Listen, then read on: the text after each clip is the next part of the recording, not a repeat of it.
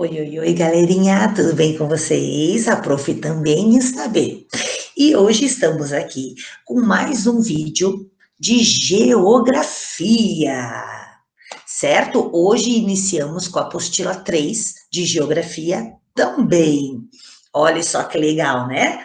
Já terminamos a 2, agora estamos na 3. Então vamos pegar a apostila 3 de geografia na página 174, onde diz diversidade populacional. Vamos lá.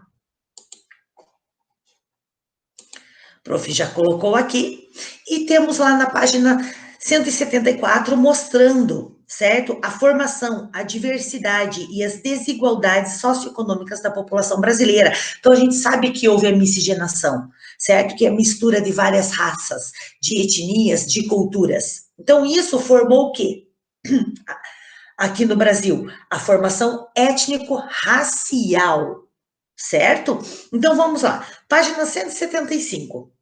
A população brasileira é composta de diferentes grupos, tendo como principais agentes os povos indígenas nativos, os europeus e os africanos. A gente sabe que foram os primeiros povos a estarem aqui no Brasil. Os índios, os portugueses e logo depois os negros. Com o tempo, o contato entre esses diferentes grupos permitiu a miscigenação da nossa população. Sim, gente, muitos índios casaram com negros, muitos índios casaram com os portugueses, portugueses que casaram com negros, e assim houve as misturas. Nasceram os filhos, e ali começou as misturas.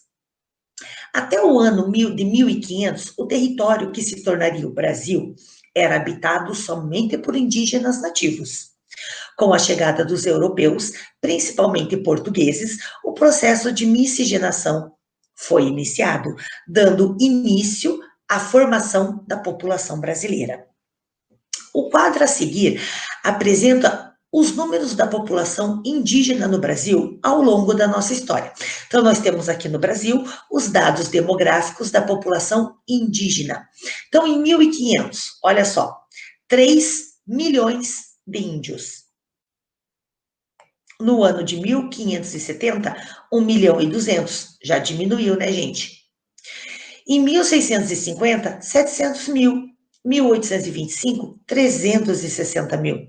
1940, 200 mil. Em 1950, 150 mil. No ano de 1957, 70 mil. No ano de 1980, 210 mil. Já aumentou um pouquinho. Em 1995, 330 mil. No ano 2000, 400 mil. Em 2010, 817.962. Como podemos ver na tabela, a população indígena diminuiu muito após a colonização do Brasil. Isso aconteceu em consequência dos diversos conflitos que ocorreram ao longo da história, envolvendo europeus e indígenas. Outra população que sofreu historicamente com a colonização portuguesa no Brasil foram os africanos. Grandes contingentes de trabalhadores africanos foram trazidos à força para o Brasil, para trabalhar em regime de escravidão. Após a abolição desse regime, em 1888, essa população continuou marginalizada, pois não recebeu o amparo do Estado. Sim, né, gente? Eles continuaram excluindo os índios, os índios, os negros, eles continuaram maltratando os negros. Apesar do histórico de desigualdade social, a porcentagem de afrodescendentes que têm acesso à educação tem aumentado, graças a Deus, né, gente? Antigamente, os índios não podiam nem estudar, eles eram proibidos. Hoje, não. Hoje, graças a Deus, os afrodescendentes, que são os negros, eles têm muito mais acesso às coisas, eles podem participar das coisas e até mesmo estudar. Apesar de uma história desigual entre os diferentes povos que hoje formam o Brasil, o convívio fez com que as diferentes culturas se misturassem na linguagem, na comida, na religião e até mesmo no modo que tratamos uns aos outros. Atualmente, diversos povos continuam migrando para o Brasil, deixando marcas culturais por onde passam. Então vejam, né, gente? Quando houve a abolição da escravatura, os negros tentaram, eram livres, então eles tentaram empregos. E eles conseguiam empregos de sapateiros, empregos de garçons, e muitos não conseguiam emprego. Acabavam voltando para a fazenda e trabalhando lá mesmo como escravos, sem receber. Certo? Por quê? Porque não deram oportunidade para eles. Porque os brancos tinham muito preconceito. Por isso.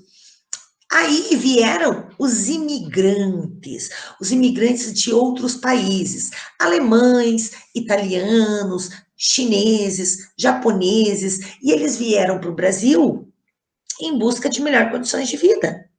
E o que aconteceu? Acabaram ficando aqui e trabalhando nas lavouras, nas colheitas, trabalhando como sapateiros também, como garçons, trabalhando em mercearias, em restaurantes, certo? E aí houve a mistura das nossas raças. Né? Muitos japoneses casaram com brasileiros, casaram com índios, casaram com os negros, os chineses também, os alemães também, os italianos também. E cada um desses imigrantes eles ficaram deixando a marca deles, certo? Aqui no Brasil. Hoje a gente come pizza, a gente come macarronada, que quem trouxe para cá foram os italianos, né? Nós comemos feijoada, feijoada quem trouxe foram os africanos. Se hoje nós tomamos chá, quem trouxe o chá para o Brasil foram os chineses. Então, olha só a mistura de culturas, certo? Então vamos lá. Aqui eu tenho um jogo, se a gente pode descrever a população brasileira. Então vamos lá, a prof vai fazendo aqui, vamos tentar acertar. Vamos começar pelo 1, vamos ver as dicas. Primeira dica, nome da população original do Brasil. Qual será que é a população que estava aqui, o primeiro povo que estava aqui? Quem foram? Eu já sei. Foram os... Olha lá, tem que ir fazendo aqui a nossa cruzadinha. Letrinha por letrinha. Então, vamos lá. Então, o primeiro povo que estava aqui no Brasil foram quem? Os indígenas, olha lá. Certo? Vamos ver o 2. O 2 diz, o nome dado à mistura de diferentes culturas e etnias é... Tananã, tananã, tananã. A prof já sabe. É a... Tananã, o quê? Vamos lá, gente. Vamos tentar acertar. Opa, no fio trocou. Agora é o I. Miscigenação.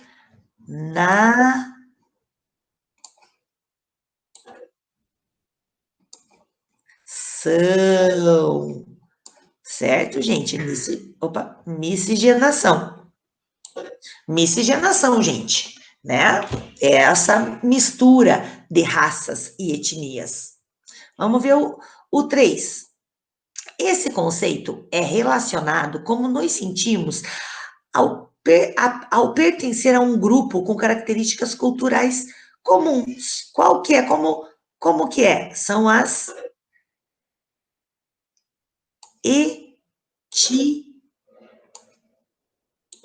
etnia. É a etnia. Etnia, tem que pôr bem certinho, senão não para. A etnia é como a gente se sente, né? Estando num grupo que tem as mesmas culturas que a gente. A gente se sente num grupo com a etnia nossa, certo? E o 4, considerado um conceito complexo e socialmente construído, refere-se a um grupo com características semelhantes de cor, de pele, de estatura, de tipo do cabelo e outro. Qual é a palavrinha que diz isso? É quando a gente tem o quê? A raça igual. Certo? Olha lá, acertei tudo, gente. certo? Então, vamos lá. Um Brasil de diferentes pessoas. Para melhor conhecimento das características étnico-raciais da população brasileira, o IBGE classifica os brasileiros em 5 categorias: branca, preta, amarela, parda e indígena. Então, aqui no Brasil, nós temos 5 categorias, certo? De raças, que é a branca, a preta, a amarela, a parda e a indígena. O gráfico a seguir apresenta os dados de composição da população brasileira por raça, de acordo com os estudos feitos pelo IBGE no ano de 2010. Então, tá lá, ó, distribuição da população por raça. Então, ó, a branca é a que tem mais, ó. Nós temos aqui no Brasil mais pessoas brancas. Pretas, olha lá, nós temos poucas pretas, gente. 7,61% é pouco. A parda, olha lá a parda. A parda quer dizer que houve misturas de branco com negros. Olha só como aumentou, certo? A amarela, ó, são dos japoneses e chineses, ó. É pouquinho, é 1% só, certo? A azul são os indígenas. Olha lá que pouquinho, gente, que sobrou 0,43% de índios. Então, olha como nós temos poucos índios, certo? Percebemos que a maior parte da população brasileira se concentra em brancos e pardos, mas isso pode variar de região para região. Além disso, os dados pesquisados são informados pelas pessoas, que em geral se classificam pela aparência física, quando o que deveria ser considerado é a origem da família. Então, por exemplo, eu sei que eu sou branca, mas se eu vou lá e vou para a praia e tomo sol, eu já fico mais pretinha. E aí, eu vou falar que eu sou branca ou que eu sou preta? Certo? Só pelo que eu acho. E isso não está certo, deveria ser considerado a origem da minha família, certo? Por exemplo, eu tenho origem alemã e italiana. Então, quer dizer, aí eu ia ser considerada uma pessoa branca. Mas e a pessoa que o pai é africano e a mãe é branca? Ela vai ser considerada como? Então, ela fala que ela é branca. Mas e a família? Certo? Então, deveria ser considerado para a origem familiar.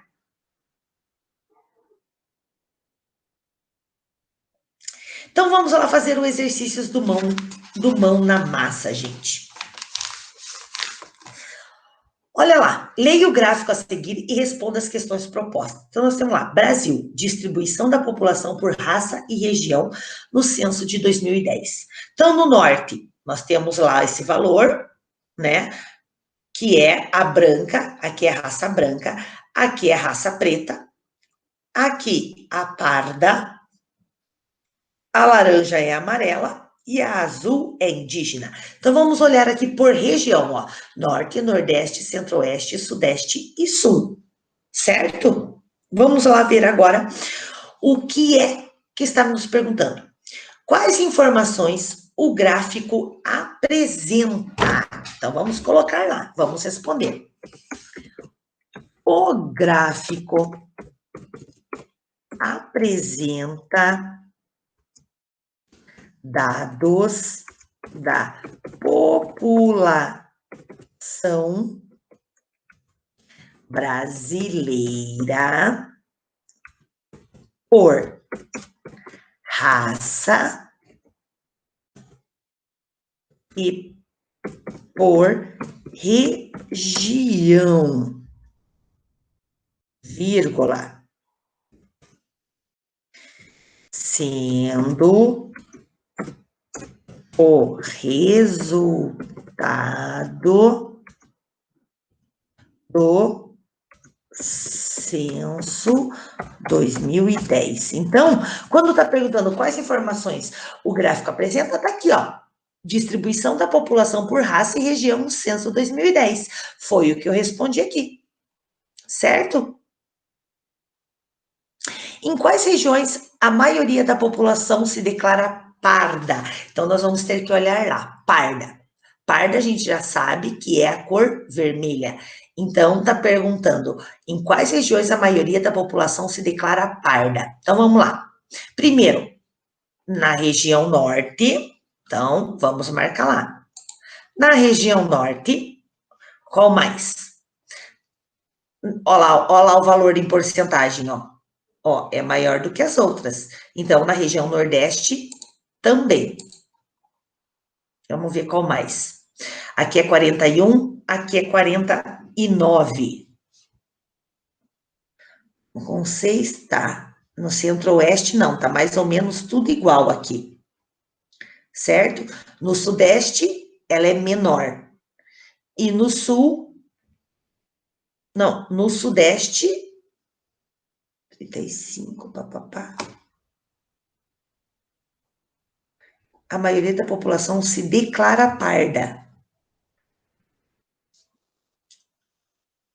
No sudeste, não. Gente, é no norte e no nordeste, gente. Olha lá. É o que se declaram pardas, certo? Ó, no norte, que é 66%, né? E no nordeste, que é 59%. Então, aqui, ela ganhou, certo? Então, é no norte e no nordeste, certo? Desigualdade no Brasil. Ah, sim, colocaram lá, coloquem lá, autocorreção, deixa a prof escrever aqui. Né? A gente tem que colocar lá, autocorreção. Hoje é dia 28/07. Corrijam lá. Muito bem. Vamos lá. Desigualdade no Brasil. O Brasil é um dos países mais ricos do mundo no que se refere à diversidade cultural. Quer dizer, o Brasil, ele é considerado o país mais rico do mundo por essa mistura de raças, por tantas culturas diferentes que a gente tem aqui no Brasil. Essa grande diversidade foi possível devido à mistura de diferentes povos que formaram toda a nossa população. Contudo, apesar de toda essa riqueza cultural, a história do país é marcada por desigualdades sociais e econômicas que afetam a população brasileira. Certo, né, gente? Olha quantas pessoas pobres tem aqui. Umas pessoas ganham um salário muito alto, outras pessoas ganham um salário muito baixo, certo? As profissões aqui são muito desvalorizadas. Deveria ser diferente, mas não é, né? Por isso que nós temos muita desigualdade social e econômica. O que você entende por desigualdades sociais e econômicas? Por que elas existem? Então vamos ver. A desigualdade social sempre esteve presente no Brasil, pois afrodescendentes e indígenas são considerados socialmente inferiores desde o período colonial. Então, olha só, eles acham que os negros e índios não tem nada de bom para a gente. Eles são considerados pessoas pobres, uma raça pobre. Embora essa situação tenha se atenuado, quer dizer, melhorou muito, ainda há muitos casos de atitudes preconceituosas, certo, gente? Há muito preconceito ainda sobre negros e índios. Olha que dó, né, gente? Que pena. Porque são pessoas como nós. Com o processo da urbanização, acentuaram-se ainda mais as desigualdades, pois muitas cidades cresceram de forma acelerada, fazendo com que surgissem áreas na periferia, quer dizer, em lugares pobres das cidades, com infraestrutura muito ruim. Por quê? Porque o local, a área era de pobre, certo? Era pobre. Então, ali eles fizeram como é que eu falo? Fizeram construções com a infraestrutura bem pobre também. Em muitas cidades, há contrastes visíveis, pois há bairros muito desenvolvidos em relação à infraestrutura urbana e outros precários. Observe as imagens a seguir. Precário é o que falta, tá, gente? Falta muito. Olha aqui, ó. Vamos comparar. Bairro com uma boa infraestrutura em Manaus e Amazonas. Olha os prédios bem construídos, tem de tudo aqui, ó. Olha que coisa linda. Agora, olha a área com infraestrutura precária, gente. Na periferia de Manaus, Amazonas. Ó, no mesmo estado, gente. No mesmo estado. Olha aqui, ó. Considerados favelas, ó. Com risco de deslizamento por causa do rio, mal construídas, pouca infraestrutura, quer dizer, não tem segurança nenhuma. Enquanto aqui tem muita segurança, aqui não tem nada. Além das desigualdades presentes nas áreas urbanas, há também as relacionadas ao desemprego. Diversos estudos demonstram que as populações afro-brasileira e indígenas enfrentam condições de vida piores em relação a outros grupos. Infelizmente, a expressão dessa desigualdade socioeconômica está relacionada ao nível de pobreza, pois de cada 10 pessoas de baixa renda, 6 são afros brasileiros. Olha só, gente, que dó, certo? Eles vivem numa vida em péssimas condições, sem saúde, sem emprego, sem dinheiro, com pouca alimentação. Olha só que dó, né, gente? Além disso, mesmo possuindo grau de instrução elevado, quer dizer, mesmo eles estudando, terem uma faculdade, essa população recebe salários mais baixos que as outras pessoas. Por quê, né, gente? Só porque eles são negros? Só porque eles são índios? Olha que injusto isso. Essa desigualdade aumenta muito em relação às mulheres negras. Então, ó, as mulheres, então, nem se fala. Olhem só, olha o gráfico. Brasil, taxa de desocupação por cor ou raça segundo os níveis de instrução de 2017. Nível de instrução é de estudo. Então, olha só, o total aqui, ó, são 10% e 14%, olha aqui, ó, só, de pessoas com estudo. Com estudo, quer dizer, sem instrução ou ensino fundamental incompleto, quer dizer, não estudaram nem até o quarto ano. Olha aqui, ó. 8,5 e 13,2, ó. Branco e olha preto ou pardo, ó. Mais ainda, ó. E agora quem tem o fundamental completo ou o médio incompleto, quer dizer, quem fez até o sexto, sétimo, mas não terminou. Sétimo ano, mas não terminou, ó. Olha os brancos e olha os pretos ou pardos, ó. E quem fez o médio, terminou até o nono ano, certo? Ou o terceiro ano, na verdade, né, do ensino médio. Fez lá o nono, daí fez o primeiro, o segundo e o terceiro ano. E que não fez faculdade, ou começou e não terminou. Olha lá, quanto, ó. E quem fez o superior completo, quem fez uma faculdade, ó, pouco, gente. 6,2 de brancos e 7,4 de negros ou pardos. Por quê? Porque às vezes não tiveram dinheiro para pagar uma faculdade ou para ter um estudo bom, certo?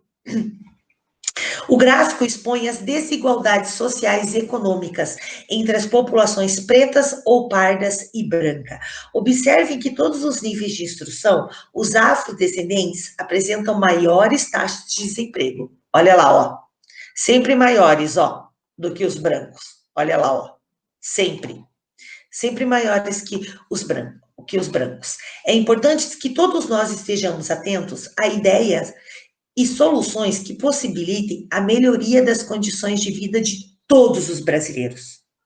Um país em que as pessoas possuem condições dignas de vida, como moradia decente e segura, alimentação suficiente e saudável, educação de qualidade, emprego, serviços de saúde, transporte e segurança, será um país desenvolvido socialmente. E este deve ser o principal objetivo dos governantes. Mas a gente sabe que aqui no Brasil tem muitas pessoas com uma moradia inadequada, né, gente? Não é segura, é perigosa, a alimentação não é boa, a educação também não é boa para essas pessoas, elas não conseguem, né? Tem poucos empregos para pessoas assim, pardas e negras.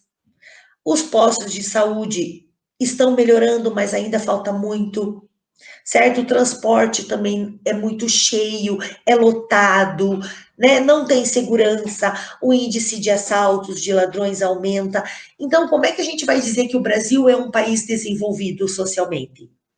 Certo? Porque nós não temos qualidade nisso. Por isso que o Brasil é considerado um país que não é desenvolvido.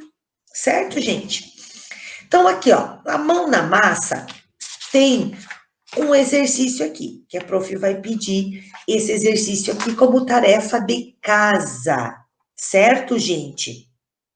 Então, nós temos aqui, a mão na massa, do exercício 1 ao 5 será a tarefa de casa, certo, gente? Então, está aqui. Vou passar também, deixa a prof voltar aqui. Além desse exercício de tarefa de casa, a prof vai passar a ficha de atividade da página 99 e 100, que é uma revisão disso que a gente acabou de ver, certo? Então, nós temos duas atividades de casa, uma na apostila e a outra na ficha de atividade, certo? Então, era isso que a prof queria explicar para vocês. Então, ficamos por aqui e até o nosso próximo vídeo. Beijos para todos.